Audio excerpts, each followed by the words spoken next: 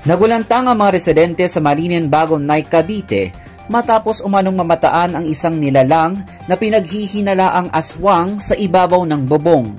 Ayon kay Karen Bonares, ang nag-upload ng video, bandang alas 11 ng gabi nang makarinig ang kanyang kapatid na siyang may 2 buwang buntis na tila may kumakaluskos sa kanilang bubong. No, itim.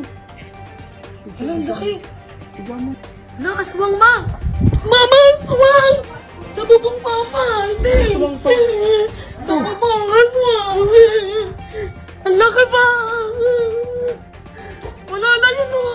Ay, napapa ko na itim pa! Dahil dito, nagdesisyon si Karen at ang kanyang kapatid na lalaki na lumabas upang siyasatin ang pinagmula ng ingay. Laking gulat nila nang makita ang isang taong nakadapa sa bubong at buong katawan ay tila kulay itim.